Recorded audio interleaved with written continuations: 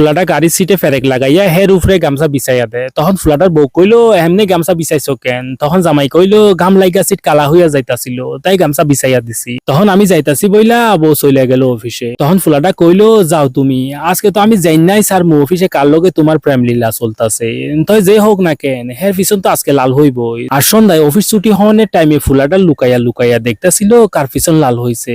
ফুলাটা এক এক করে সবার পিছনে দেখতে থাকে, কিন্তু দেখা যায় কারো পিছেই লাল হয় নাই। এর ফেরাইলো এই কালা কইরা ফুলাটা, যারে হে সব চাইতে বেশি সন্দেহ করে। দেখলো হের পিছেও কিছু হয় নাই। তখন ফুলাটা কইলো আমার বউ যদি এখন একলা আসে তাহলে আমি মনে করবো হের লগে কারো সম্পর্ক নাই, আর যদি হে কারো লগে আসে তাইলে আমি মনে করবো হে ফুলাটাই হের বয়ফ্রেন্ড। তখন ফুলাটার বউ একলা একলা অফিস থেকে বাইর হইয়া চইলা যায়।